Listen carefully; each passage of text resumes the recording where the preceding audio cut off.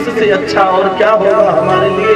यदि कोई पूछेगा तो कह तो देंगे कि श्याम सुंदर की पत्नी। भगवान ने एक ही मुहूर्त में 16,001 स्वराज कन्याओं से विवाह किया और सबको लेकर के भगवान द्वारका में पधारे।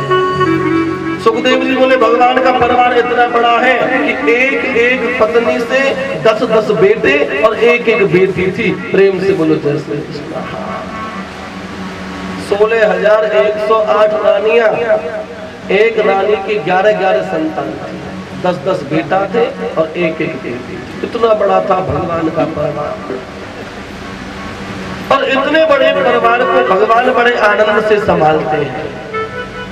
घर में 5 बच्चे हो जाए, माता पिता, 2 बच्चे, बीवी, खुद होता, घर में 6-6 महीने बंद नहीं होती। और भगवान के परिवार को तो देखिए, 16,108 रानियां हैं, एक रानी से 10-10 बेटे हैं, एक एक बेटी है और भगवान आनंद से मुस्कुराते हैं। सरस्वती महारानी आई हैं जनगणना करने के लिए। जरा देखो तो सही द्वारका में जनसंख्या कितनी है। उनकी भी बुद्धि खराब हो गई, मैंने हमसे हिसाब नहीं होता, कितने यदुवंश रहते हैं। सरस्वती महारानी भी लोग। नारद जी पधारे। एक दिन नारद जी आए। नारद जी बोले मैं देखता हूँ एक पत्नी वाले की दशा इतनी खराब होती है तो 16,108 वाले का क्या होगा। एक चोर था। देखो एक पत्नी तो चलो फिर भी सब लोगों की रहती है, और 2 पत्नी वाली जिसकी हो तो उसका तो कहना ही क्या। चोर एक सेठ जी के घर पर चोरी करने चला गया। अब चोर को क्या पता था सेठ जी की 2-2 पत्नियां हैं। सेठ जी को एक पत्नी हाथ पकड़ के ऊपर खींच रही थी, एक पत्नी पैर पकड़ के नीचे खींच रही, नीचे आओ, ऊपर आओ। चोर ने ये दृश्य देखा, चोर की हंसी छूट गई और चोर जैसे ही हंसा सेठ जी ने पकड़ लिया, कोतवाल साहब के सामने पेश किया। जज साहब बोले चोरी की थी? हमारा चोरी करने जा रहा था लेकिन की नहीं। क्या सजा दी जाए तुमको? चोर बोला कैसी भी सजा दे देना, लेकिन इसे सेठ जी किसी सजा मत दे, 2 पत्नी वाली सजा नहीं चाहिए। तुम चाहे कैसी भी सजा दे दो, लेकिन ये 2 पत्नी वाली सजा हमें मत दो। और नारद जी बोले एक पत्नी 2 पत्नी वाले की हालत इतनी खराब है और भगवान की तो 16,108। आज नारद जी द्वारका में पधारे। नारद जी बोले देखो तो सही भगवान रहते कैसे।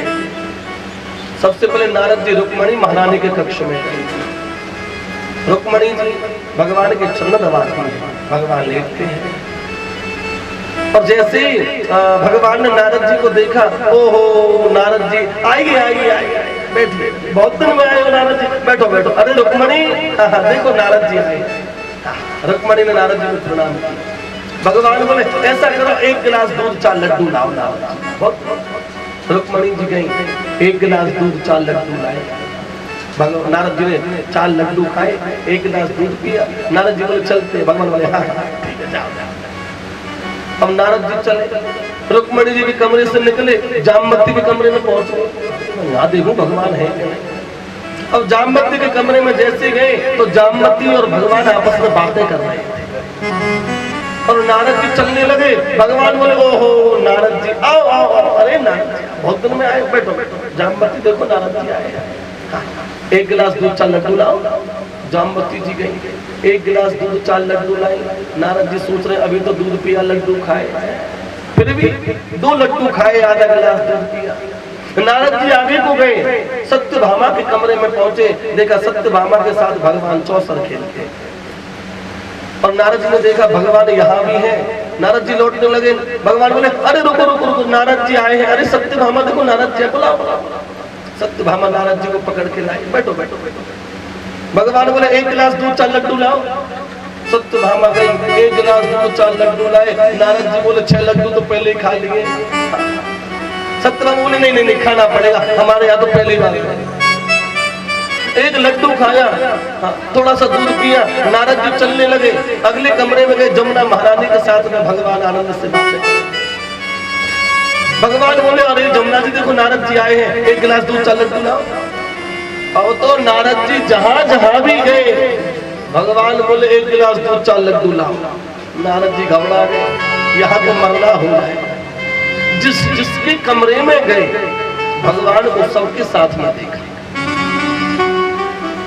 आगे गए, सुधर्मा नाम की सभा में भगवान सिंहासन पर विराजमान, बड़े बड़े अंतरी मंत्री संतरी भगवान की हाजिरी में बैठे हुए। भगवान राज्यसभा में बैठ करके चर्चा करते हैं। बाहर देखा भगवान, जैसे रात को प्रजा में राजा घूमने जाता है, तो भगवान सबके हालचाल लेने के लिए प्रजा में घूमते हैं। नारद जी ने भगवान को पत्नियों के साथ में देखा, नारद जी ने भगवान को प्रजा के साथ में देखा, नारद जी ने भगवान को सभा में देखा, नारद जी ने भगवान को बच्चों के साथ में देखा। पूरी द्वारका में नारद जी जहां भी गए वहीं भगवान को पाया। 5-6 साल हो गए द्वारका में घूमते घूमते, 5-6 साल। अब नारद जी चलने लगे। अब नारद जी जा रहे तो सोच रहे एक बार रुक्मणी महारानी से और मिला। 6 साल बाद और रुक्मणी महारानी के कमरे में नारद जी आए। भगवान बोले रुक्मणी, हाँ देखो नारद जी आए हैं, 1 गिलास दूध 4 लड्डू लाओ। नारद जी बोले महाराज ये 1 गिलास दूध और 4 लड्डू खाते खाते 6 साल हो गए मुझको, जहां भी गया भाई 1 गिलास दूध 4 लड्डू मिला। भगवान बोले 6 साल? माने हाँ, तो तुम क्या गए नहीं थे? नारद जी बोले इसी द्वारका में घूम रहा था 6 साल से, आज जाने की इच्छा हुई, सोचा तुमसे मिल चले। भगवान बोले क्या देखा? नारद जी बोले क्या नहीं देखा? मैंने क्या देखा? अरे मैंने आपको कण कण में देखा, ऐसी एक भी जगह नहीं देखी मैंने इस द्वारका में जहां तुम नहीं हो। ऐसी एक भी जगह है ही नहीं बंधुओं जहां भगवान नहीं। केवल हमारी आंखों का खेल है, हमारी आंखों के आगे माया का पर्दा पड़ा, और जिस समय ये पर्दा हटा और भगवान मिले, घूंघट के पट खोल तो भी आया। ये पर्दा जैसे ही हट जाएगा उसी समय भगवान के दर्शन होंगे। 6 साल तक नारद जी द्वारका में घूमते रहे। और देखिए परिवार में जो बड़ा होता है ना, उसका फर्ज बनता है कि कभी ना कभी बैठ करके बच्चों को इकट्ठा करें। हाँ भाई सब बच्चे आ जाओ और हम तुमको कुछ पढ़ाए, अच्छी अच्छी शिक्षा। दादाजी का फर्ज होता है नाती पंक्तियों को बैठाए और उनको ज्ञान की बात बताए। एक जमाना था जब लोग दादी नानी की कहानियां सुनते थे और उनकी कहानियां सुनकर के बच्चों को नींद आती थी। अब तो दादी भी कहानियां नहीं जानती, नानी भी कहानी नहीं जानती, तो अब तो सब गूगल बाबा से ज्ञान लेते हैं। अब गुरुजी के पास में जाने की जरूरत नहीं है, अब तो जिसको भी ज्ञान चाहिए तो गूगल बाबा को और गूगल बाबा पर डालो और उसका उत्तर ले। गूगल बाबा माना कि गूगल बाबा पे ज्ञान है, लेकिन माता पिता गुरु जैसा ज्ञान गूगल बाबा पे। जीवन में यदि तरक्की करनी है तो बुजुर्गों के पास बैठ जाते हैं। बाबा के चेहरे पर जो सलवटें पड़ी हुई हैं, एक एक सलवट में न जाने कितना अनुभव छुपा, न जाने कितना अनुभव। बाबा का जीवन ऐसे ही नहीं निकल गया। ये बाल धूप में सफेद नहीं होते, अनुभव में सफेद। लोग वाकई धूप में सफेद होते, धूप में बाल सफेद नहीं होता, बाल अनुभव में पकता है। एक एक झुर्री में न जाने कितने कितने साल के अनुभव छुपे होते। अब लोग उन बाबा के पास, पिताजी के पास, दादा के पास कोई नहीं बैठे। अरे लोगों को तो छोड़ो, एक बिस्तर पर पति पत्नी लेटे रहते हैं, पत्नी की करवट इधर, पति की करवट इधर, बस 3-3 घंटे वो अपने फोन में फेसबुक, वो अपने फोन में बात। एक कमरे में बंद पति पत्नी भी 3-3 दिन तक बातें नहीं करते, क्योंकि बात तो गूगल बाबा से हो रही है ना, काय की बात। ये मामला है। नारद जी ने देखा कि भगवान सभी जगह हैं। एक दिन भगवान ने अपने सारे बालक गोपालों को बुलाया। भगवान शिक्षा देते हैं। भगवान बोले देखिए बच्चों,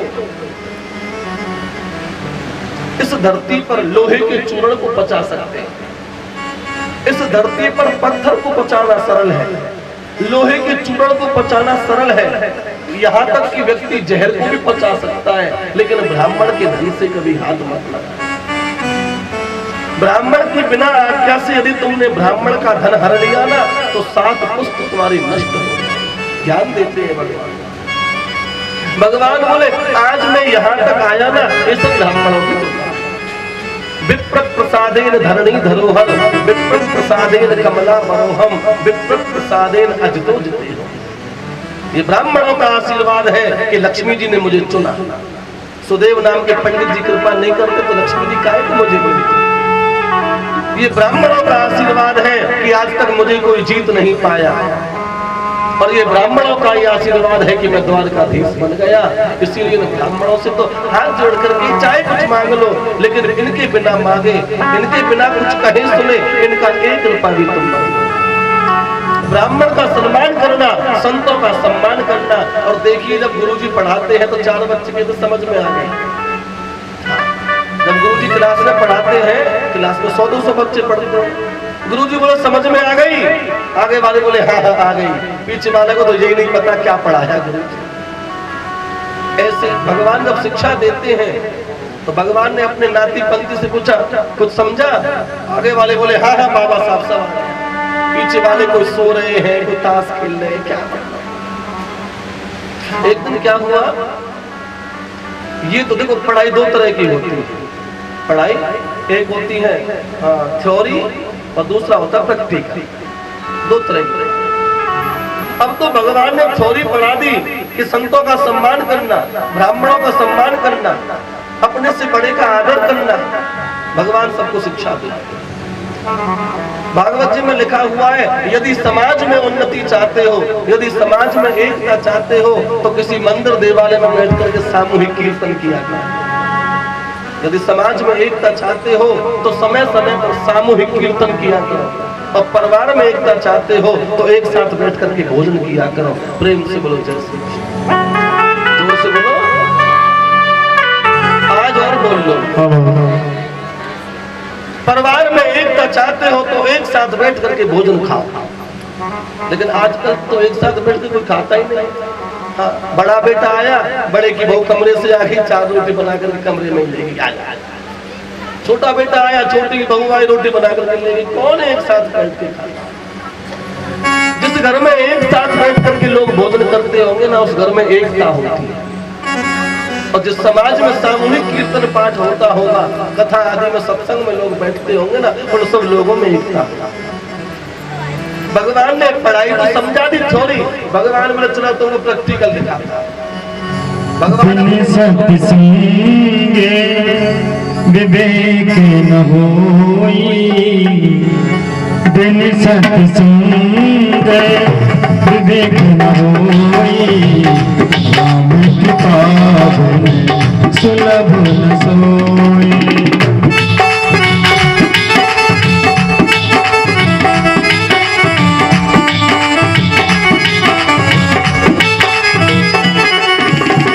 बिन सत्संगी विवेक न होई, बिन सत्संगी विवेक न होई, राम कृपा बिन सुलभ न सोई।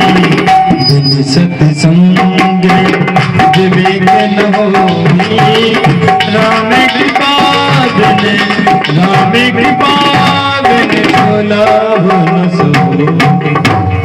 सत्संग करने से विवेक जागृत, बिन सत्संग विवेक न हो, और राम कृपा बिन सुलभ। सत्संग कब मिलता है? जब राम जी कृपा। बड़े भाग मानुष तन पावा, और बड़े भाग पावई सत्संग का। बड़े भाग से मनुष्य की देह मिली, और बड़े भाग से ये सत्संग। भगवान अपने बच्चों को लेकर के आज जंगल में घूमने के लिए पधारे और क्रिकेट खेलने। क्रिकेट खेलते हैं भगवान बच्चों को। आज बच्चे ने इतनी जोर से गेंद कराई भगवान को कि वो बॉल भगवान के बल्ले पर ना आकर के सीधे कुएं में चली गई। अब तो बच्चा बोला अरे बाबा साहब गेंद कुएं में गई, गेंद कुएं में गई, गेंद कुएं। आए भगवान अपने सब ग्वाल बाल बच्चों को लेकर के उस कुएं के पास आए। बच्चों ने कुएं में झांका और ये बाप रे, एक बहुत बड़ा गिरगिट उस कुएं में पड़ा। बच्चे बोले दादाजी देखिए देखिए देखिए, ऐसा गिरगिट तो हमने जीवन में कभी नहीं देखा। भगवान तो सर्वंतर सब जानते हैं।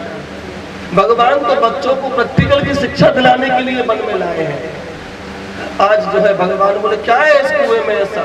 भगवान ने जो ही देखा बहुत बड़ा गिरगिट पड़ा।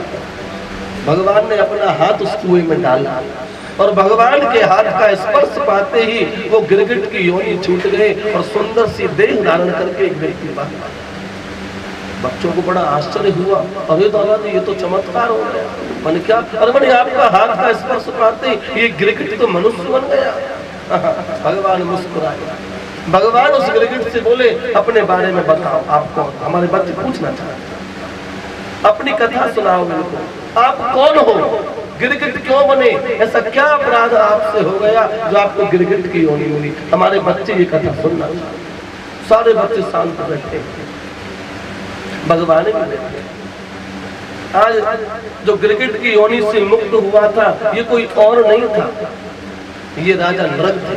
राजा नृग। नृगो नाम नरेंद्रो अहा स्मृति स्मृतम। राजा नृग रघुवंश में हुए थे और रघुवंश में राजा थे नृग। इनका एक संकल्प था कि रोजाना 10,000 गाय दान करते थे। प्रेम से बोलो जैसे। कितनी गाय? 10,000 गाय प्रतिदिन दान करते थे। भागवत जी में लिखा हुआ है कि आकाश मंडल में जितने तारे हैं उससे कहीं ज्यादा गाय राजा नृग अपने जीवन में दान करते। आकाश में जितने तारे भी नहीं हैं उससे कहीं ज्यादा गायों को राजा नृग ने दान किया। एक दिन राजा नृग बोले, देखो बच्चों, एक दिन की बात है, मैंने अपनी गौशाला में से 10,000 गाय बाहर निकाल ली दान करने के लिए। एक पंडित जी दान लेने के लिए आए और मैंने 10,000 गायों का संकल्प पंडित जी को बोल दिया और पंडित जी की 10,000 गाय जो मैंने दान की थी उनमें से एक गाय लौट करके दोबारा गौशाला में चली। मैं नहीं जानता, मुझे ये पता भी नहीं था कि मेरी दान दी हुई गायों में से एक गाय लौट करके उसी गौशाला में। वो पंडित जी 10,000 गायों को लेकर के जा रहे हैं लेकिन उनमें एक गाय कम थी। पंडित जी अपने घर पहुंचे होंगे। अगले दिन पंडित जी ने उन गायों को गिना होगा तो वो 9,999 में बैठे थे। आज वो पंडित जी अपनी गाय राजा से लेने के लिए आ रहे हैं। इधर राजा ने अगले दिन दूसरे ब्राह्मण को 10,000 गाय दान दी। तो जो गाय कल दान दी थी वो दान दी हुई गाय आज राजा ने दोबारा दान दी और वो आज वाले पंडित जी 10,000 गायों को लेकर के जा रहे हैं। रास्ते में दोनों ब्राह्मण मिले और कल वाले पंडित जी ने अपनी गाय को पहचान लिया। हाँ, पंडित जी ये गाय तो हमारी है।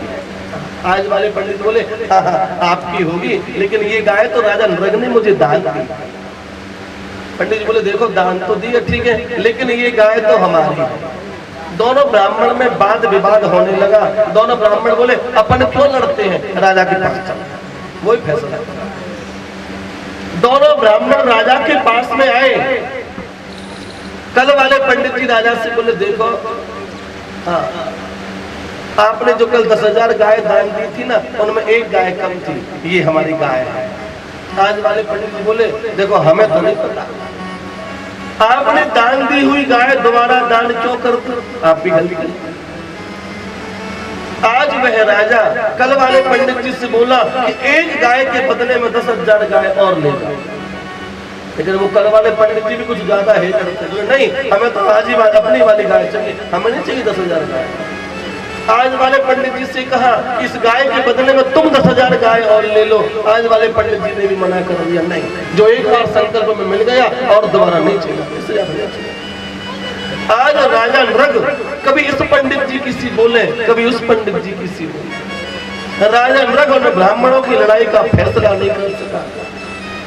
दोनों ब्राह्मणों ने श्राप दे दिया कि तू पल पल में रंग बदलता है, गिर गिर जा।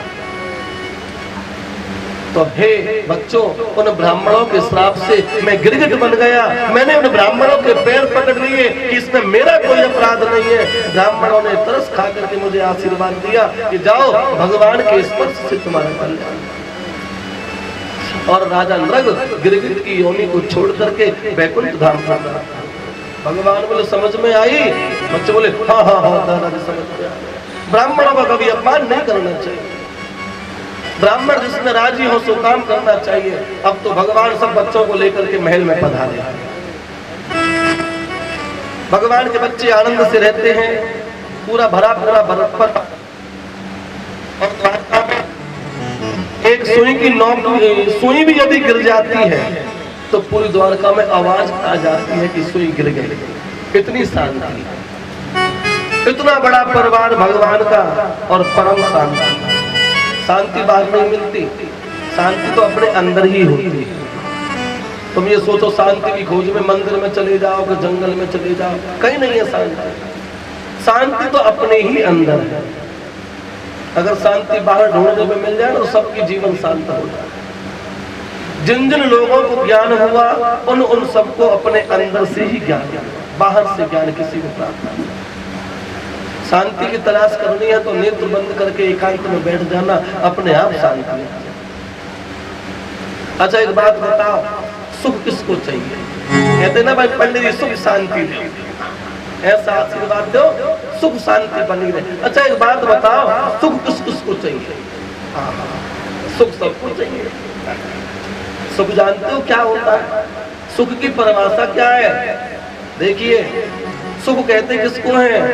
इन हमारी आंखों से जितनी वस्तुएं हमको दिख रही हैं, ये सब सुख की वस्तु है। हमारी आंखों से जो जो वस्तु हमको दिख रही है, ये सब हमारे लिए सुख देने वाली है। ये सब हमको मिले तभी तो सुख हो। अच्छा बताओ, शांति किसको चाहिए? शांति चाहिए किसी को? सुख पे तो सबने हाथ उठाया, शांति में कोई नहीं उठा। शांति भी सबको चाहिए। देखिए, सुख कहते हैं हमारी इन आंखों से जो हमको दिखाई दे रहा है वो सब सुख के साधन है। अपनी आंखों को बंद कर लो, ये साधन दिखना बंद हो जाएंगे तो शांति हो जाएगी। ये आंख खुली रहेंगी तो कभी सुख नहीं, शांति नहीं। सुख मिल सकता है, शांति नहीं मिल सकती। शांति कब मिलेगी? जब इन सुख की वस्तुओं से आप नेत्रों को बंद कर लो। आपके नेत्र बंद हुए और शांति चालू। अब या तो नेत्रों को अपने आप ही बंद करना सीख जाओ, हाँ, नहीं तो राम जी बंद करेंगे तो ऑटोमेटिक शांति हो ही जाएगी। इसीलिए भला ऐसी में है कि इन नेत्रों को बंद करना सीखो। ज्यादा मत खोलो आंखों, ज्यादा खोलोगे तो ज्यादा दिखेगा, और ज्यादा दिखेगा तो उतनी ही अशांति पैदा होगी। जितनी जरूरत पड़े उतनी, जिससे कि शांति बनी रहे। सुख शांति सबको चाहिए, लेकिन जानते नहीं है सुख क्या है, शांति। जीवन और मृत्यु सबकी होती है। मृत्यु किसको कहते हैं और जीवन किसको कहते हैं? हमारा जन्म हो गया, जन्म से और अंतिम सांस तक के बीच के समय को जीवन कहते हैं। जन्म से और अंतिम सांस के बीच का जो समय है वही जीवन। दादा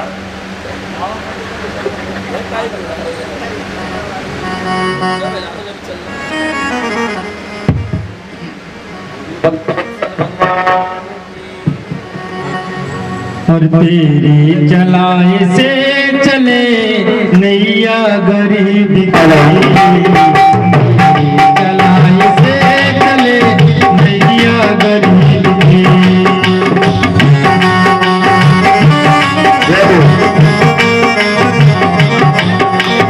तूने बदल दी है मेरी, तूने बदल दी है मेरी रेखा नसीब।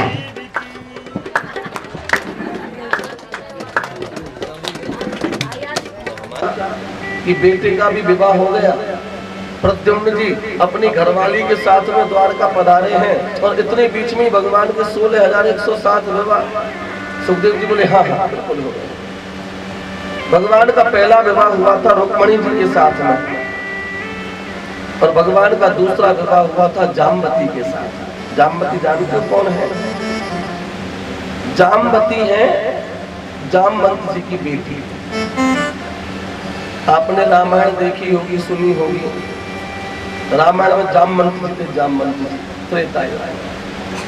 दुबिद मयंद नील नल अंगद गद विकटास, ददमद केहर निसट सट जामवंत बलदास। जामवंत जी प्रधान सेनापति थे राम जी की सेना। राम जी की कथा में सबका सबके साथ में युद्ध हुआ। रावण का मेघनाथ के साथ युद्ध हुआ, राम का रावण के साथ में युद्ध हुआ। दोनों सेनाओं के प्रधान सेनापतियों का आमने सामने युद्ध हुआ, लेकिन जामवंत का किसी से युद्ध नहीं हुआ। सारी लीला हो गई, लेकिन जामवंत जी का किसी के साथ में युद्ध ही नहीं हुआ। लंका के राजा रावण पर विजय प्राप्त करके जब राम जी अयोध्या पधारे, तो जो है राम जी सबको विदा करते हैं, बाली को, सुग्रीव को विदा करते हैं। हनुमान जी बोले हमें तो विदा करना ही मत, तुम्हारी सेवा में। जिन जिन वानरों ने राम जी की सेवा की थी, राम जी ने उनको खूब सा प्रेम से विदा किया, खूब दान दक्षिणा दी।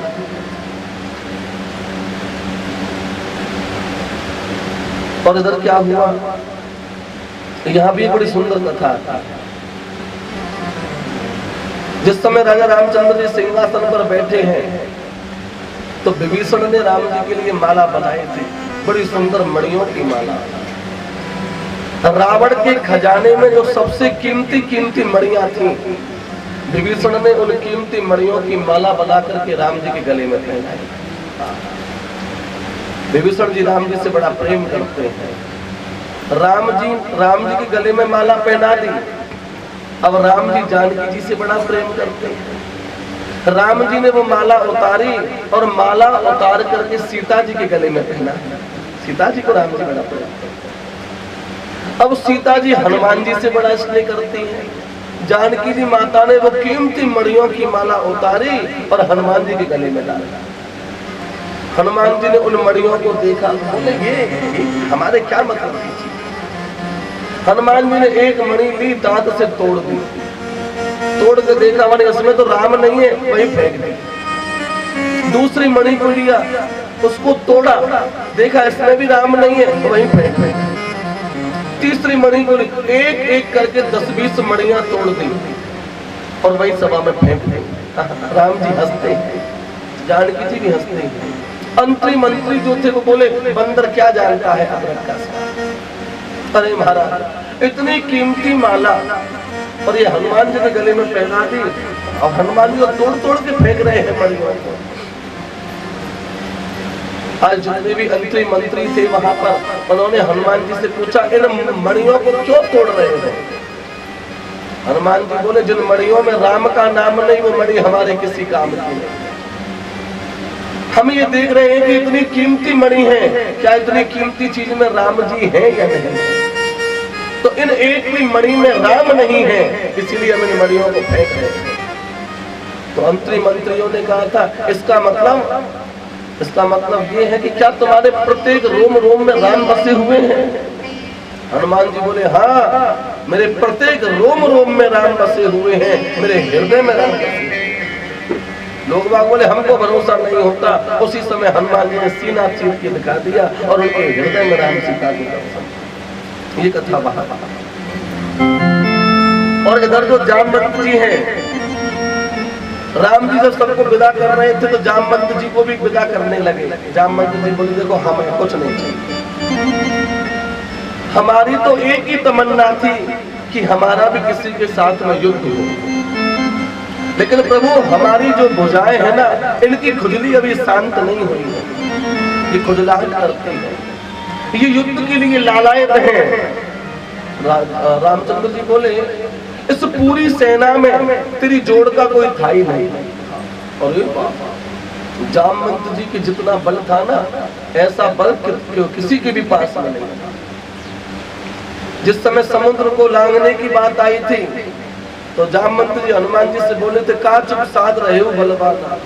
देखिए ये सागर 100 योजन का है, 100 योजन का सागर पारा। जामवंत जी बोले हम बूढ़े बड़े हो गए हैं और आज भी बुजुर्ग हैं, लेकिन इतनी हिम्मत रखते हैं कि एक ही छलांग में 99 योजन को पार कर सकते हैं। एक छलांग इस सागर के 99 योजन को पार कर सकते हैं। अब कई बड़े बूढ़े यार एक योजन में गिर गए तो मामला गड़बड़ पड़ जाए, लेकिन हनुमान जी आप तो जवान हो, हाँ जय श्री राम बोलो और एक ही छलांग में पार कर दो। हनुमान जी को बल याद दिलाया जामवंत जी ने, और हनुमान जी ने एक ही छलांग में 100 योजन को पार कर। ये वही जामवंत जी है। राम जी बोले तेरा झगड़ा तो हो जाता, तेरा युद्ध तो मैं करा भी देता, लेकिन तेरी तोड़ का तेरी जोड़ का कोई नहीं था। तेरी जोड़ता तो केवल मैं हूं। तो जामवंत जी बोले तुम ही हो तो तुम ही से युद्ध कर ले, आ जाओ, दो हाथ तुमसे ही हो जाए। बस यही इच्छा है, हमारा किसी के साथ युद्ध नहीं होगा, हम युद्ध करना चाहते हैं। राम जी बोले इस समय तो हम आपके स्वामी हैं, आप हमारे सखा,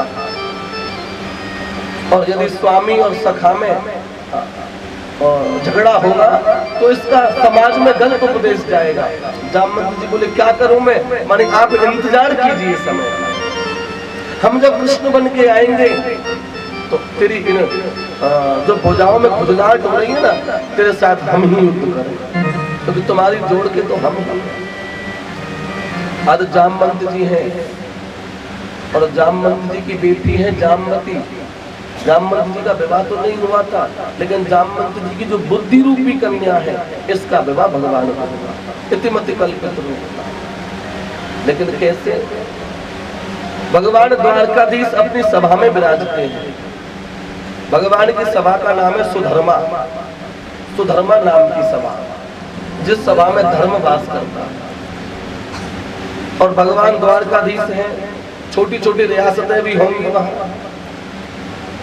तो छोटी छोटी रियासतों के एक राजा थे जिनका नाम था सत्राजीत महाराज। सत्राजीत नाम के राजा थे। उनके भाई का नाम था प्रसेन और उनकी बहन का नाम था सत्यभामा। दो भाई और एक बहन रहते थे घर में। भैया थे सत्राजीत और प्रसेन, बहन का नाम था सत्यभामा।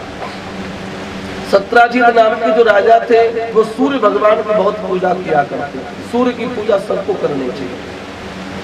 सुबह सुबह सबको अर्घ देना चाहिए सूर्य को।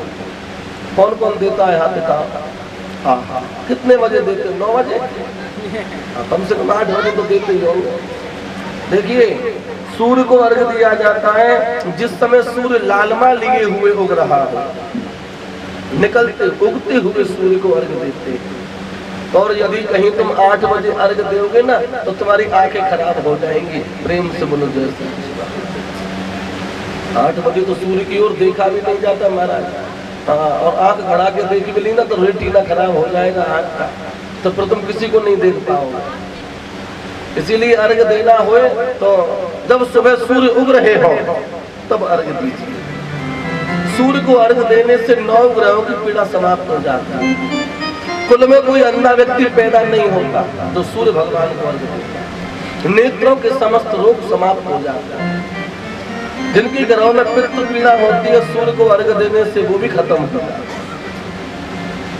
आज सत्राजित राजा सूर्य की पूजा करते हैं और सूर्य भगवान से ऐसी मित्रता हो गई कि एक मणि सूर्य ने सत्राजित राजा को दी, जिसका नाम है शंतक नाम की मणि, शमंतक मणि। सत्राजित राजा जब उस मणि को पहनते हैं तो ऐसा लगता है जैसे सूर्य देव नीचे उतर आएगा। ऐसी चमकीली मणि, ऐसा कीमती नग दिया। एक दिन राजा सत्राजित उस मणि को पहन करके भगवान की सभा में आ गया और जैसे ही भगवान की सभा में प्रवेश किया, सारे के सारे लोग खड़े हो गए। ऐसा लगा जैसे सूर्य भगवान सभा में आ गए। सत्राजित तो बोले नहीं नहीं नहीं नहीं, मैं सूर्य नहीं हूँ। मणि महाराज, आपके गले में इतनी चमकदार चीज, सारी घटना बता दी कि सूर्य मेरे मित्र हैं, उन्होंने ये मणि मुझे दी है। सत्राजित राजा ने कहा ये मणि सूर्य की तरह तो चमकती है, लेकिन इसमें एक गुण और है। माने क्या? माने 8 घंटे पूजा इसकी की जाए तो ये 8 बार सोना रोज देती है। 8 बार सोने का मतलब हो गया 40 किलो सोना रोज देती। 40 किलो सोना रोज देती थी। कब? जब 8 घंटे पूजा की जाए मणि। भगवान ने सत्राजित से कहा भैया एक बात बताओ, तुम घर में कितने आदमी हो? सत्राजित बोले एक हम हैं, एक हमारा भाई है, एक हमारी बहन है। भगवान बोले टोटल 2.5 आदमी हो। हाँ, 2.5 आदमी और 2.5 आदमी हो तुम घर में, और सोना मिलता है 40 किलो रोज। इतने सोने का तुम क्या करोगे? ऐसा करो, इस मणि को हमारे खजाने में रखवा, इस मणि को हमारे खजाने में रखवा दीजिए। जब भी कभी भविष्य में कोई सूखा अकाल वगैरह पड़ेगा तो ये समाज के कल्याण के लिए काम आएगी। लेकिन सत्राजित राजा ने मना कर दिया, नहीं नहीं, ये मेरे मित्र की दी हुई चीज है, और मैं इसे आपको नहीं दूंगा। भगवान बोले कोई बात नहीं है, तेरी चीज है, दे तो अच्छा, नहीं दे तो भी अच्छा। सत्राजित राजा ने उस मणि को भगवान को तो नहीं दिया, लेकिन अगले दिन सत्राजित का भाई प्रसेन उस मणि को पहन करके शिकार करने को चला। ये होती है हम जो नग पहनते हैं ना, नग के तार। उस मणि को जब सत्राजित पहनता था तो वो पत्थर उनके लिए बड़ा प्रभावी होता था। और आज उस मणि को उनका छोटा भाई पहन गया। प्रसेन शिकार खेलने के लिए गया था जंगल में और शेर ने खुद ही उसका वध कर दिया। प्रसेन मारा गया। प्रसेन के गले में है सेंतक मणि। शेर ने प्रसेन को मार दिया। अब वहां से जा रहे थे जामवंत जी महाराज घूमते थे। जामवंत जी ने उनके गले में मणि को देखा तो वो निकाल के मणि को ले गए।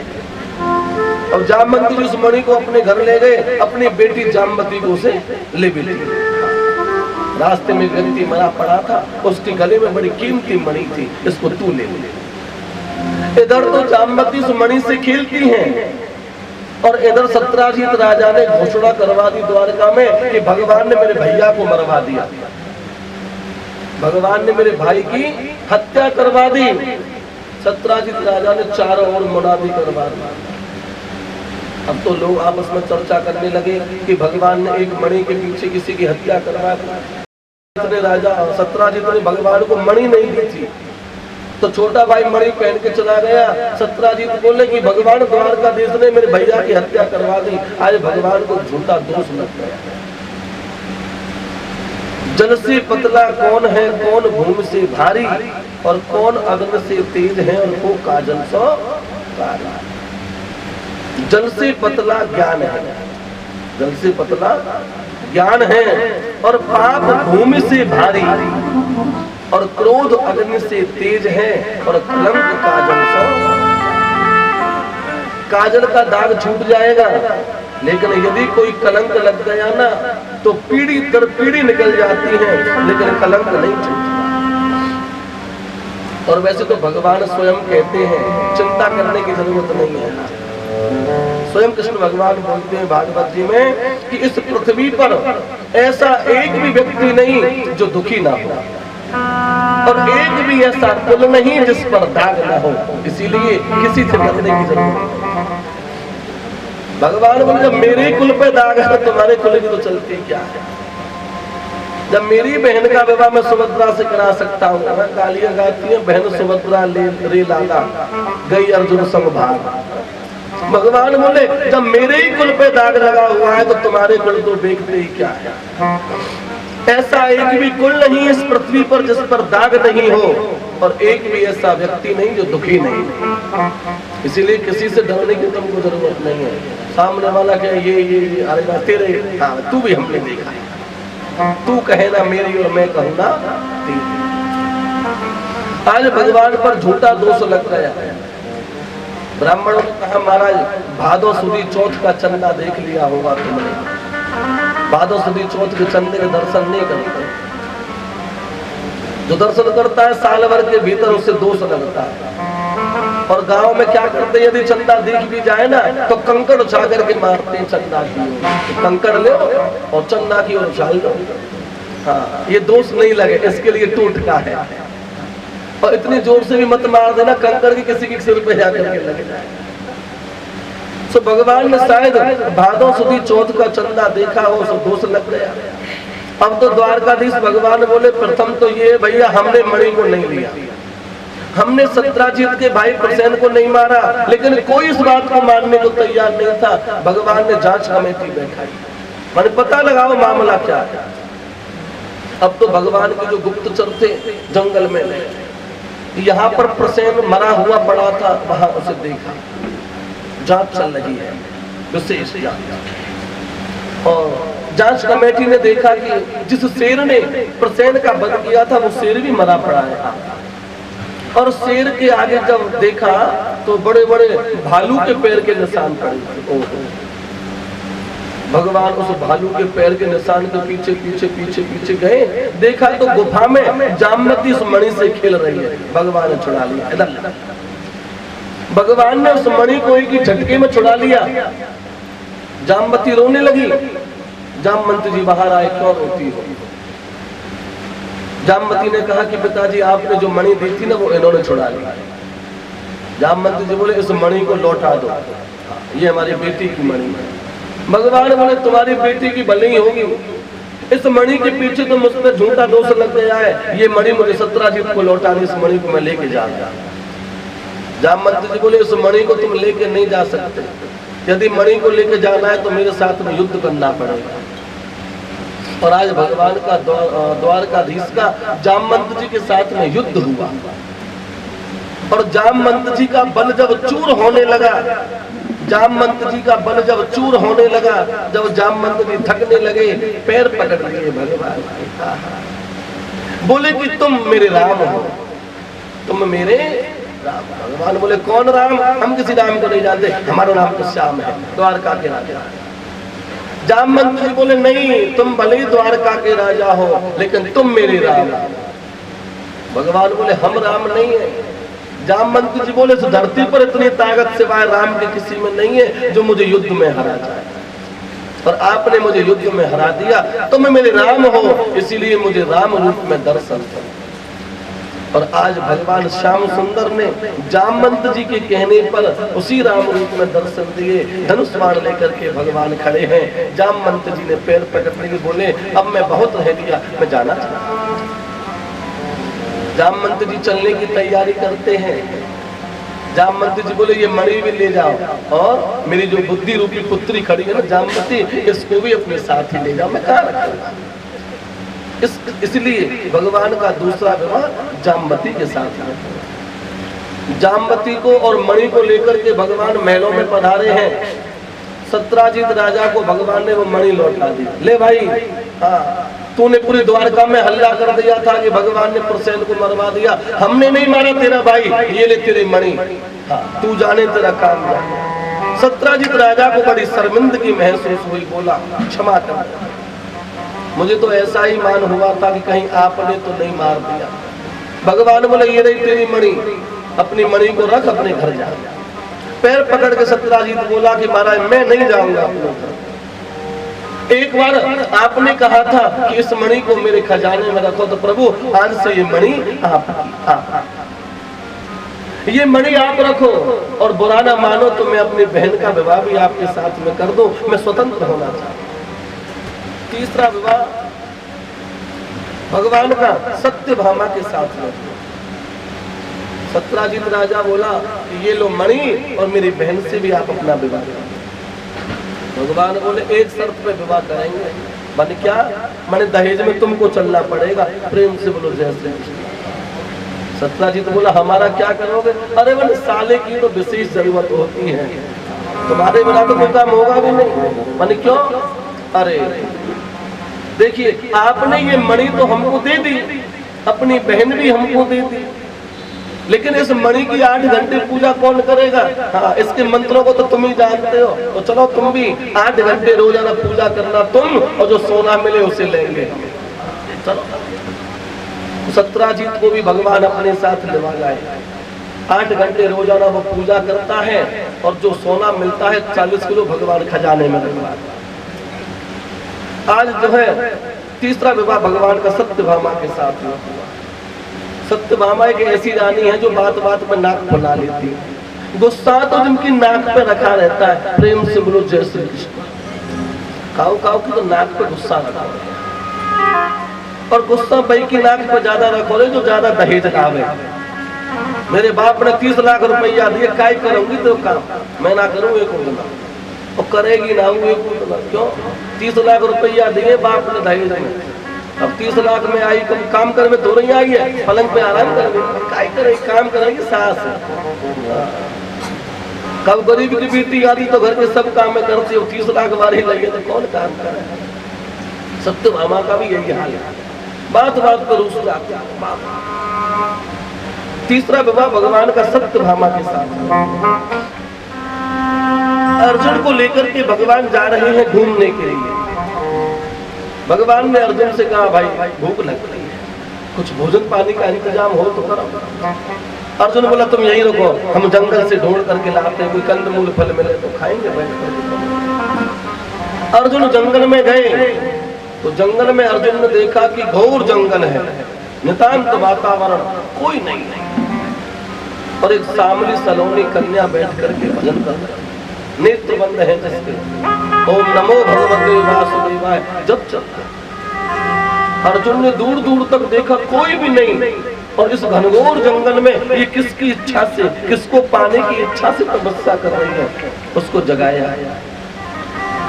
अरे किम नाम भैया, क्या नाम है तुम्हारा, और किसको पाने की इच्छा से तुम इतनी कठिन तपस्या कर रही हो, कौन हो तुम? अब वो सामने सलोनी कन्या बोली, मैं रवि तनया तप करो कालिंदी ममना। हे अर्जुन, मैं सूर्य की पुत्री हूँ, कालिंदी मेरा नाम है, कालिंदी माने यमुना। मैं रवि तनया तप करूं कालिंदी मम नाम, और पति परियो गोपाल को यह है प्रण मन में। इस तपस्या के बदले में मैं ब्रह्मा से एक ही वरदान चाहती हूँ कि मुझे पति स्वरूप में श्याम सुंदर मिले। अर्जुन बोले तथास्तु, ब्रह्मा क्या वरदान देंगे, हम ही तुमको दे देंगे। कालिंदी बोली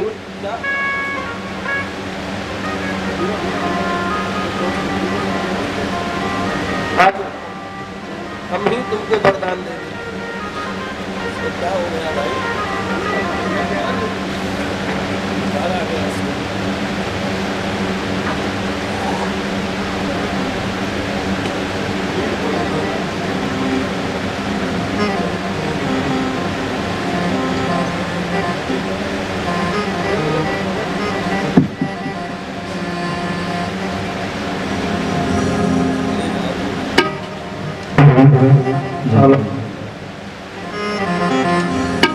और काली कमली वाला मेरा यार है, और काली कमली वाला मेरा यार है, यार है, मेरे मन का मोहन को दिलदार है। काली कमली वाला मेरा यार है, यार है, मेरे मन का मोहन को दिलदार है।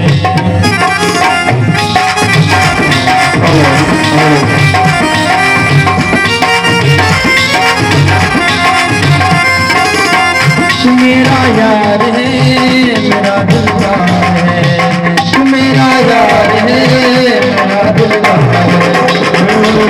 काली कमली वाला मेरा यार है, यार है, मेरे मन का मोहन को दिलदार है। काली कमली वाला मेरा यार है, यार है, मेरे मन का मोहन को दिलदार है।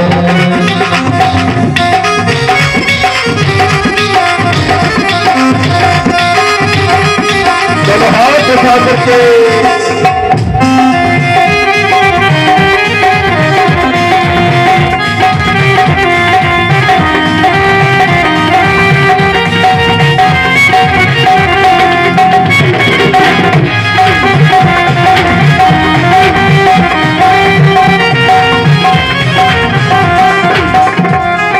मनमोहन में तेरा दीवाना, गाँव बस में यही गाना, गाँव बस में यही तराना।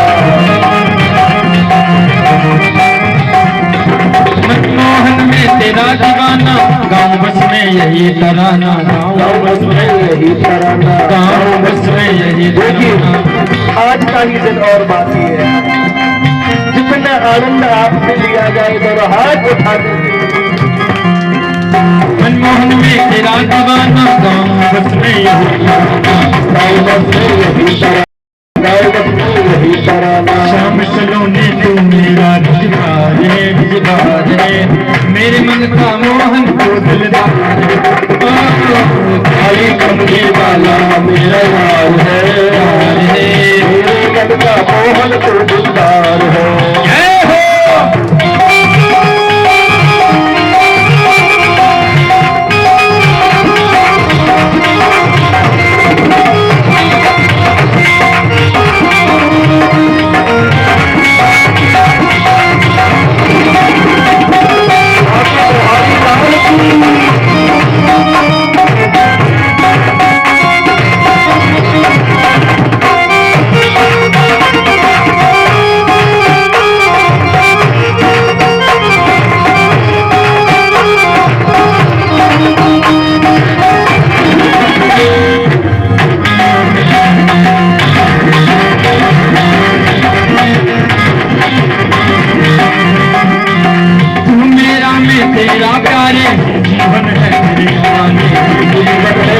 हवाले, ये जीवन है तेरे हवाले। तू मेरा मैं तेरा प्यार है, ये जीवन है तेरे हवाले। ये जीवन है तेरे हवाले, ये जीवन है तेरे हवाले।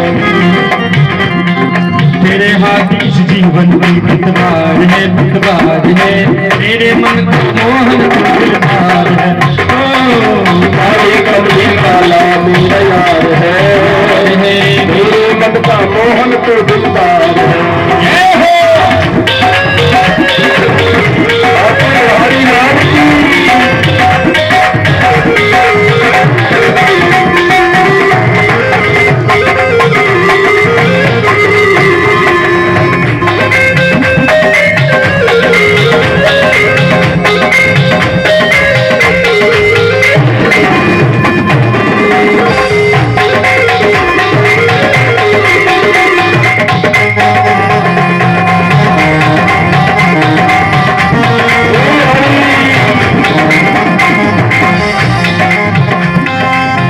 प्रीत की एक ही आशा, दर्द दिल दर्शन का प्यासा, दर्द दिल दर्शन का प्यासा, दर्द दिल दर्शन का प्यासा। तेरे हर बातें तुझे इतबार है, इतबार है। मेरे मन का मोहन तू दिलदार है। ओ काले कमले वाला मेरा प्यार है, मेरे मन का मोहन तो दिलदार है। राधा नाम की, राधा नाम की, राधा नाम की बताई तुमने मारी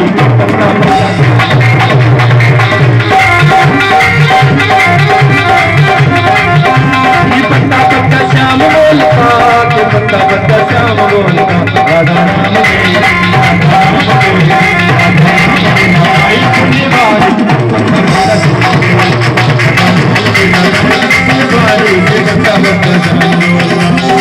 काले कमले मेरे मन का मोहन काले कमले मेरे मन का मोहन बोलो बाल कृष्ण भगवान की जय हो। अर्जुन ने जमुना मैया से कहा चिंता मत कर, तुम्हारी तपस्या पूर्ण हो गई। मैंने कैसे? मैं चली गई। इस जंगल के बाहर मार्ग पर स्वयं श्याम सुंदर खड़े थे। अर्जुन ने भोजन पानी का बंदोबस्त किया और कालिंदी को साथ में लेकर के भगवान के पास में पहुंचे। अर्जुन ने भगवान से कहा देखो भोजन पानी तो पीछे कर लेंगे, लेकिन ये सूर्य की पुत्री है कालिंदी, आपको पाने की अभिलाषा से जंगल में तपस्या कर रही थी, सो मैंने इनको वचन दे दिया कि चलो मैं तुम्हारा विवाह भगवान से करूं। भगवान बोले ठीक है, जब तुमने वचन दे ही दिया है तो फिर कौन मना करे। जहाँ 3 रह रही है वहां ये चौथी भी रही है। सो भगवान का चौथा विवाह जमुना महारानी के साथ। यमुना भक्ति की देवी है और भक्ति का तो हमेशा विवाह भगवान से ही है। भक्ति तो है ही भगवान पिता। चौथा विवाह भगवान का यमुना महारानी के साथ में हुआ और 5वां विवाह हुआ भगवान का मित्रविंदा के साथ। उज्जैन नगरी के राजा हैं बिंद और अरविंद, उनकी जो बहन है उनका नाम है मित्रविंदा। और मित्रविंदा के लिए द्वारकाधीश भगवान का 5वां विवाह मित्रविंदा के साथ में हुआ। 6वां विवाह हुआ राजा कौशल नरेश की पुत्री नग्नजिति के साथ। कौशल नरेश के पास में 7 बैल थे, 7 बड़े बड़े बलिष्ठ। और राजा ने ये घोषणा कर दी कि कोई भी राजकुमार एक ही बार में 7 बैलों को नाथ देगा, मेरी बेटी उसके साथ में विवाह करेगी। बड़े बड़े राजा आए, बड़े बड़े राजकुमार आए, लेकिन इन 7 बैलों ने सबको खंडित कर दिया। किसी का हाथ तोड़ दिया, किसी का पैर तोड़ दिया। भगवान ने अपने एक स्वरूप के 7 स्वरूप बना लिए और एक ही बार में उन 7 बैलों को नाथ दिया। और भगवान का 6वां विवाह नग्नजिति के साथ में। 7वां विवाह भगवान का कैकेयी नरेश की पुत्री भद्रा के साथ में। और 8वां विवाह भगवान का लक्ष्मणा के साथ। ये भगवान की 8 पटरानियां कहलाई। रुक्मणी जी जो है वो भूमि का स्वरूप है। सारी रानियां रूठ जाती हैं, लेकिन रुक्मणी जी आज तक भगवान से नहीं रूठी। भूमि दापो नलो वायु खमनम बुद्धि रीचा अहंकार इति क्षाता एते प्रगति अष्टधा।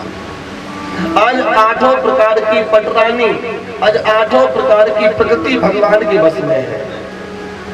भगवान का सब पे शासन चलता है।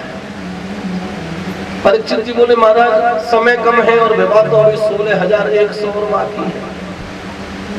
सुखदेव जी बोले जो 16,100 विवाह है ना वो तो एक ही बार में हो गए। ये 8 विवाह तो 8 बार में हुए, लेकिन वो 16,100 विवाह तो एक ही बार में हुए। अनुभव कैसे? सुखदेव जी बोले एक राक्षस था जिसका नाम था भौमासुर। भौमासुर माने भूमि का पुत्र था। भौमासुर भूमि का पुत्र है भौमासुर। और भौमासुर ने संकल्प ले रखा है कि जिस दिन मेरी जेल में 20,000 कन्याएं हो जाएंगी मैं सबका एक ही मुहूर्त में विवाह करूंगा।